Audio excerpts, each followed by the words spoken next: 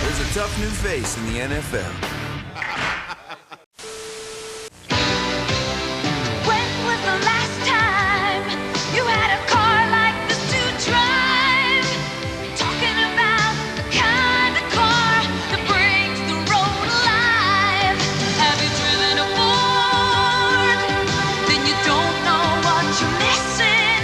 Have you driven a Ford lately? Oh yeah, yeah. Have you driven a Ford lately? My friends, my family, my work make me happy. This Jeep makes me happy, even though my name is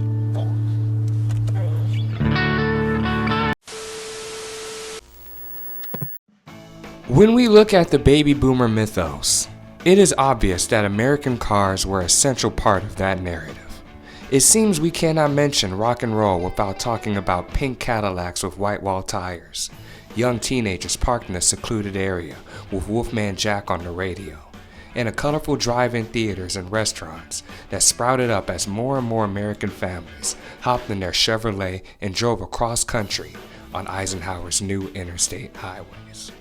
Although radio and American car manufacturing already had a pre-established relationship, by the end of the 1940s it was clear that television was the future of advertising. The Ford company did not hesitate, and by the end of the following decade, American car companies had produced a variety of television programming, cementing the partnership for decades to come. Your Ford dealer proudly invites you to the most beautiful wedding of the year, joining the classic elegance of the 59 Thunderbird with the newest, the most exciting, the most elegant of all 59 Fords, the Ford Galaxies, the glamour cars of the year. Modern viewers may be surprised to learn that the collaboration between television and car companies has always been rather blatant, although its commercial representation has changed over the years, according to the economic climate. General Motors Theater, also known as CBC Theater, Ford Television Theater, and General Motors Presents, aired on ABC from October 5th to November 2nd, 1958. Originally airing in Canada on the Canadian Broadcasting Channel, ABC had planned to air 39 episodes of the series, but actually only aired 5. It was scheduled to follow the Western series Colt 45, but faced competition on CBS from Alfred Hitchcock Presents and the $64,000 Question. Actors that appear on the show include Barbara Stanwyck, Allison Hayes, William Bendix, Ida Lupino, Jack Lemmon, Joan Woodward, Betty Davis, and Natalie Wood. Well, we're going to leave Dorothy and her friends for a moment so we can follow a boy and a girl on another trip and another adventure. We're off to see the Ford, the wonderful new kind of Ford. The lowest, leanest, longest Ford, the strongest there ever was. Did you ever see one priced so low, so long, so low, so long, so low? With Ford's new Thunderbird V8, go! We're off to see the Ford, the wonderful new kind of Ford. We're here. We're here in the land of the new Ford. Look what a long, low silhouette. I've never seen a Ford like that before. Ford Star Jubilee was an American anthology series that originally aired monthly on Saturday nights on CBS at 9:30 from September 24th, 1955 to November 3rd, 1956, with a summer hiatus. The series was approximately 90 minutes long, broadcast in black and white, and was typically telecast live.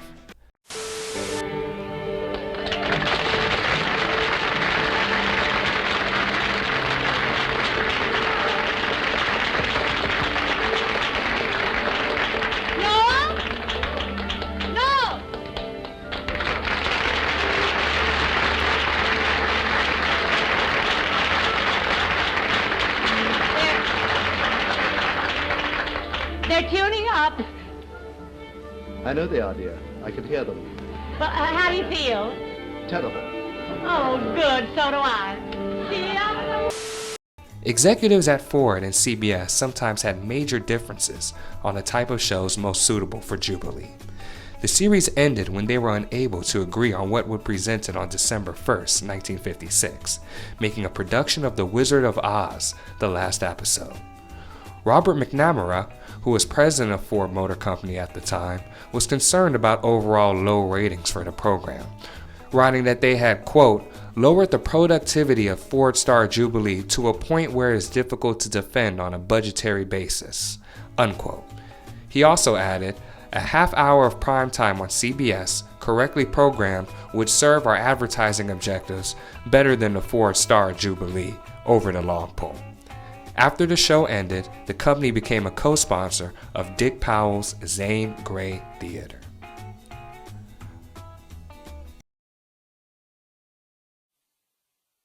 Sheriff's badge. It's been worn by every famous lawman from Wild Bill Hickok to Gary Cooper. And I reckon Coop wore it more than anybody. Being sheriff in the early days was a pretty rough job, but the pay was quite high, $125 a month, plus a bonus for each arrest. Sheriff Pat Garrett is best known for killing the notorious gunman Billy the Kid. His bonus for that job, $2.50. Of course, in those days, that was a month's rent.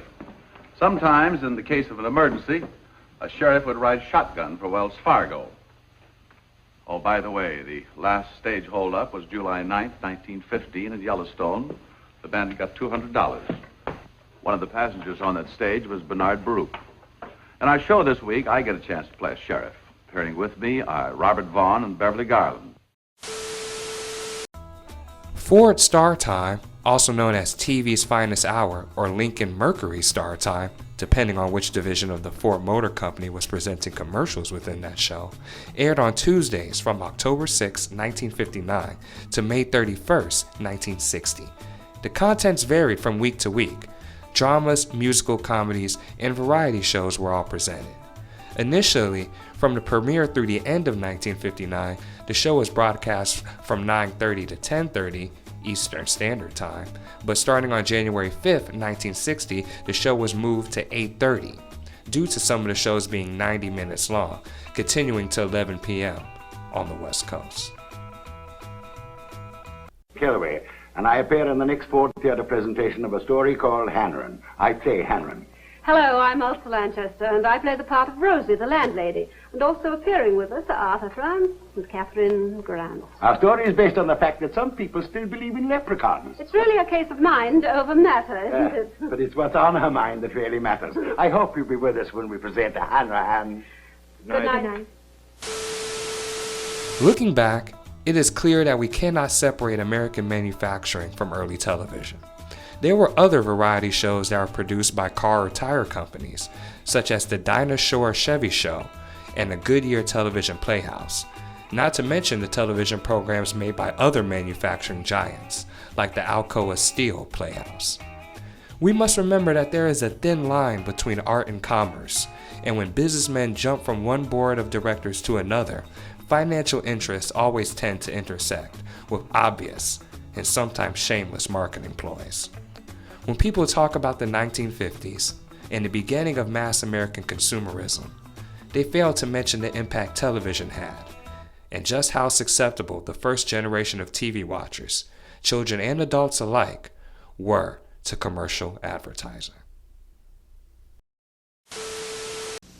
It's the call of the wild, and Ford answers with Bronco 2, a real kick in four-wheeling.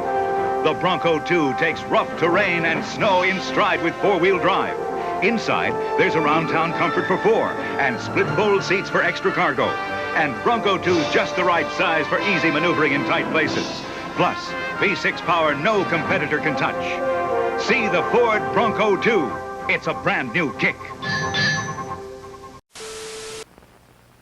We will return to Ford Star Jubilee in just a few minutes.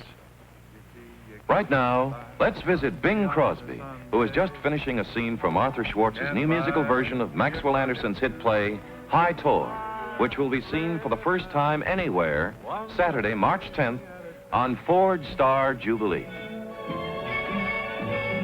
So I live Monday on on a Monday, and I eat 3 meals without a dime. I come to a hill before I climb. I'm living one day at a time.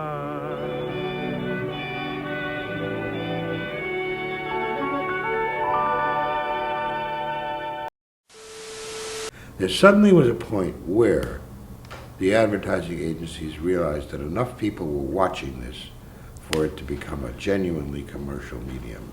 Up to that point, Philco had just been sort of sponsoring this, but not with any real proper remuneration for the amount of money. Also, we were doing it for almost nothing. I mean,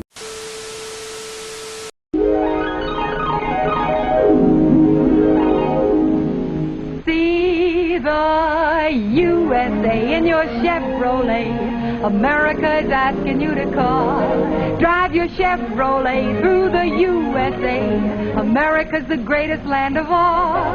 On a highway or a road along a levee, performance is sweeter, nothing can beat her. Life is completer in a Chevy. So make a date today to see the USA. See it in your Chevrolet. Traveling east, traveling west, wherever you go, Chevy service is